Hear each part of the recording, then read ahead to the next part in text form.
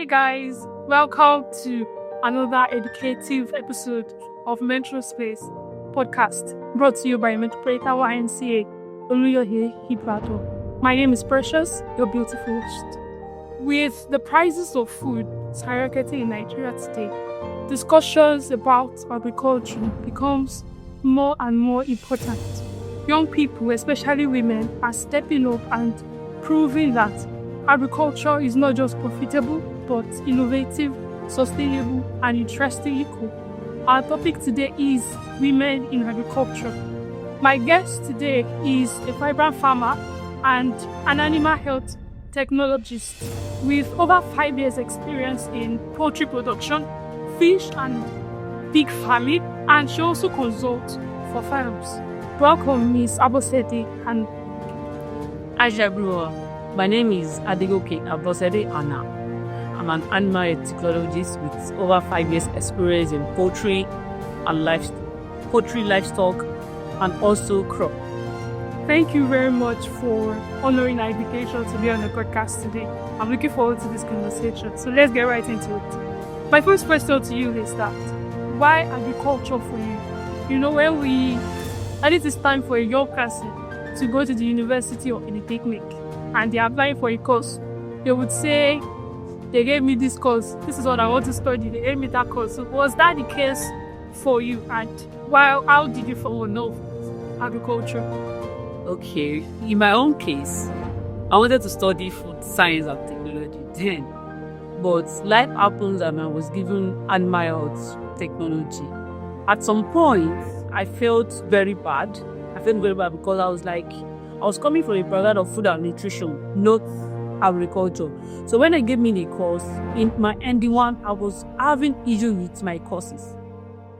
But when I went for my CWAs, I was posted to a farm that we raised broilers and fish.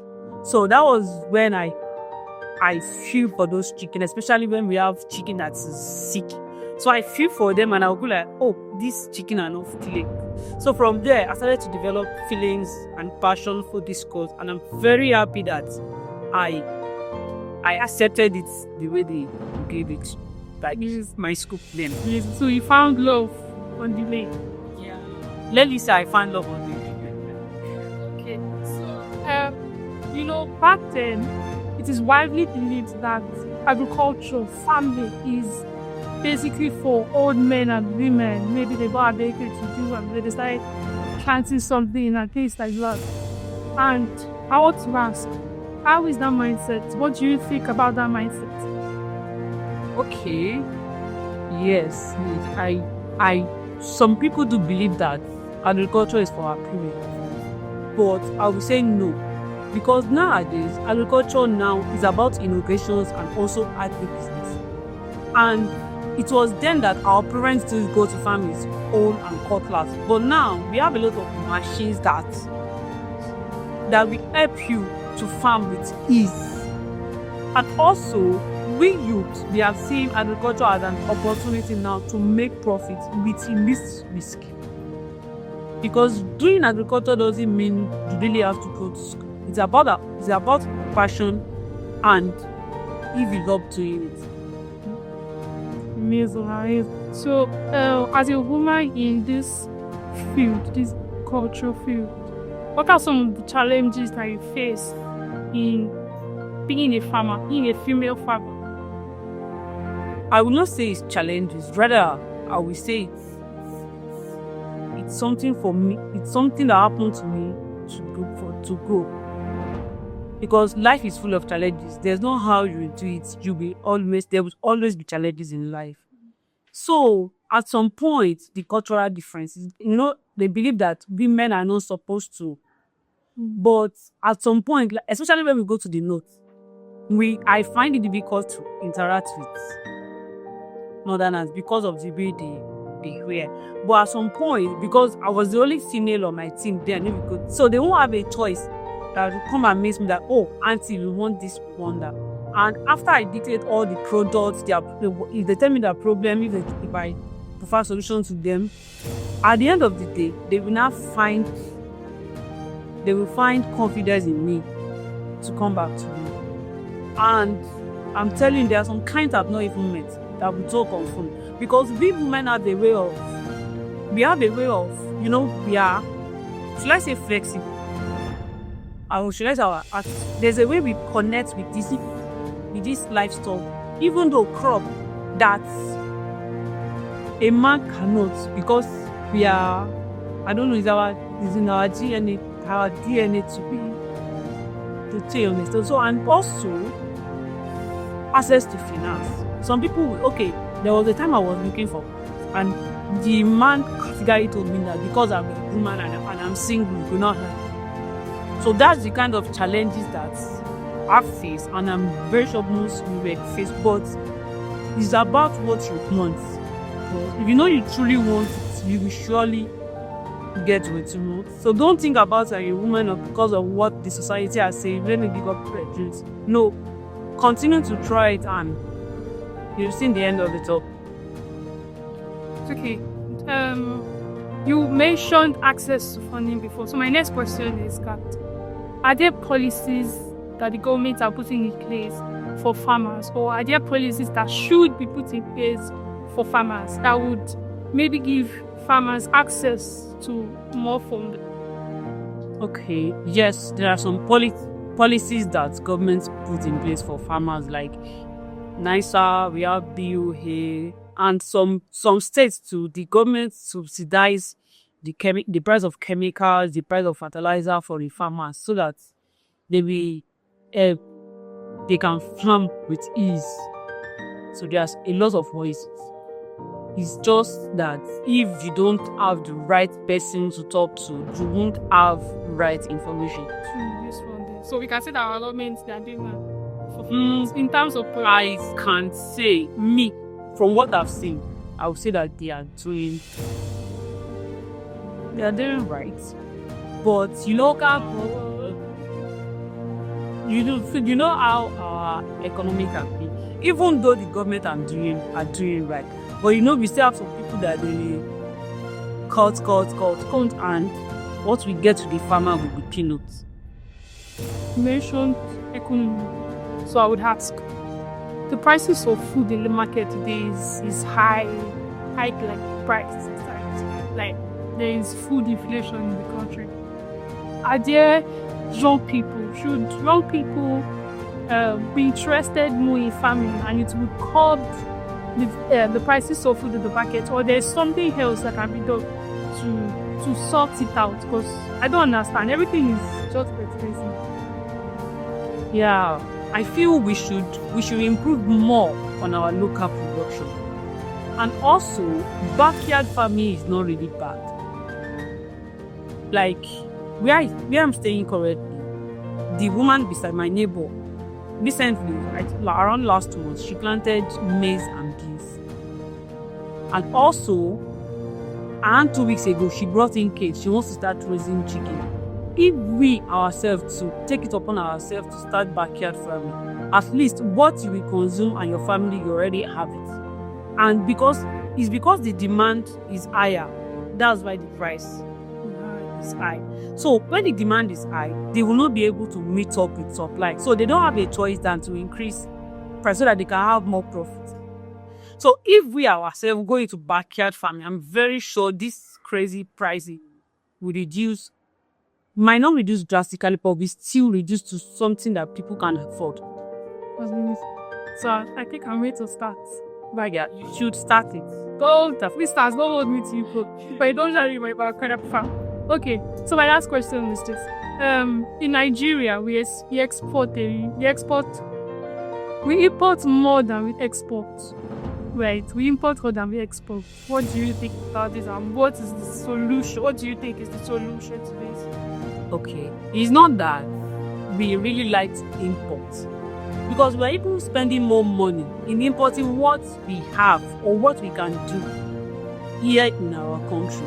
But what I feel is that we youth, we need to step up our game and forget about the mindset, forget about the superstition that farming is for our great grandfathers, is for our parents, and start something. It's not compulsory you start big. You can start more at your backyard.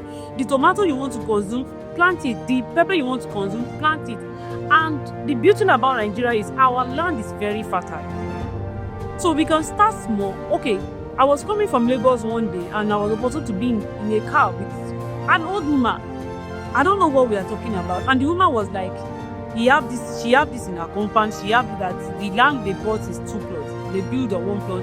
That the remaining 1 plot, she have that. She hardly buys something outside. And I was like, wow. So it's a call for me, for us, that it's not until we want to start. We can start from our backyard. Any land. Nigeria is very fertile than where we are running to.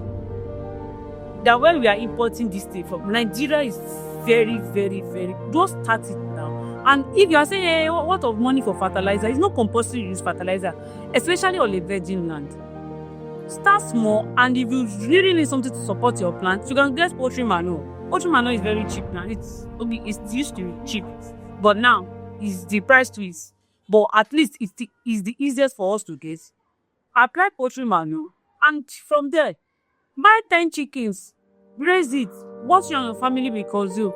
If you see that it's more than what your family will consume, you can sell. That way you make income. So I really want the youth to step up our game, because agriculture is the future of Nigeria, and there's nowhere we are running to. Anywhere we run to, we will come back, because this is our father's land.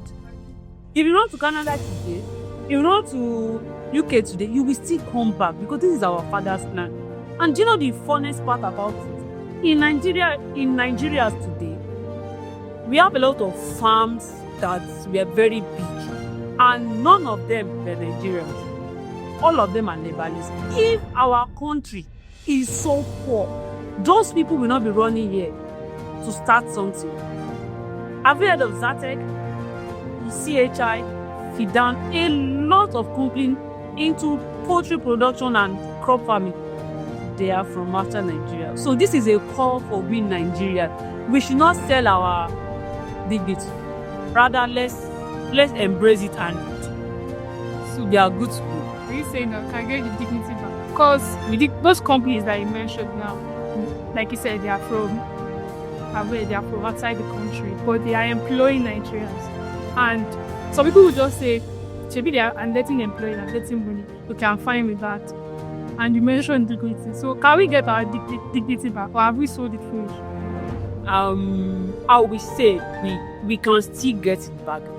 Let it start from me. Let's start from you. Because see, what we don't understand is that if you say, okay, they can say that, oh, what those companies are paying me is high. But when you sit down and think about it, the hours you are spending there in their company, if you spend it on your own personal farm, you will know what I'm talking about. Or better still, it might be difficult for you to resign, but you can start something small at your backyard. During your off days, you go there, do 1 or 2 things, and from there, Rome was not built in a day. All these people we are talking about too, they started from somewhere.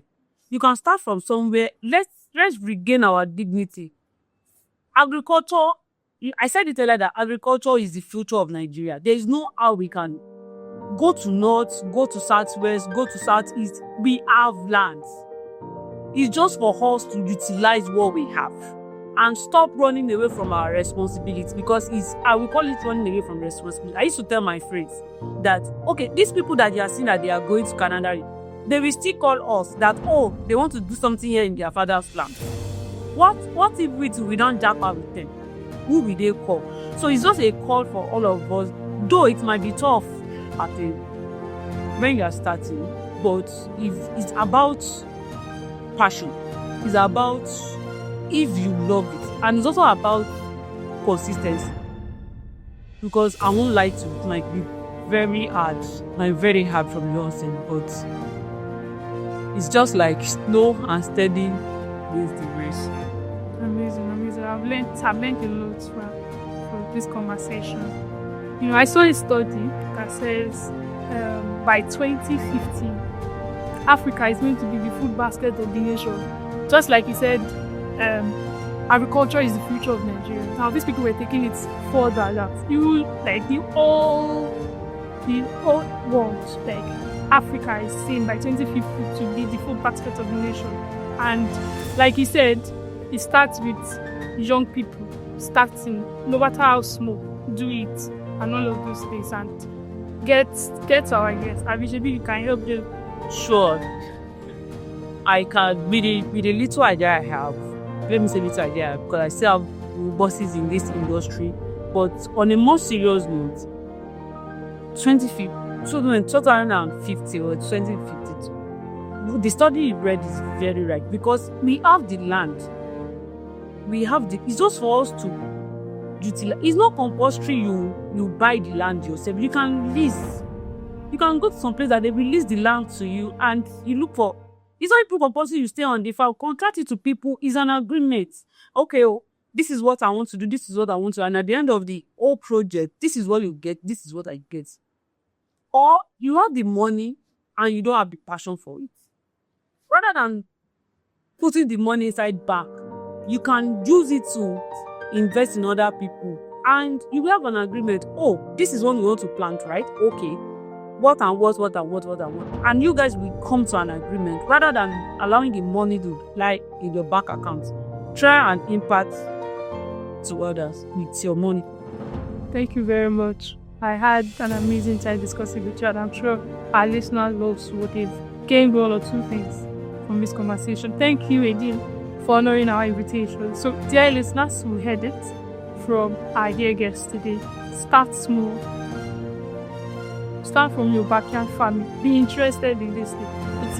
It is the future for Nigeria. So instead of complaining, food is expensive, this is something. We've brought something creative for it that you can invest your money, your time, and everything in.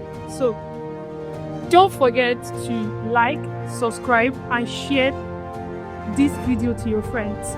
The future of food security in Nigeria starts with you and I. Till next time, bye-bye.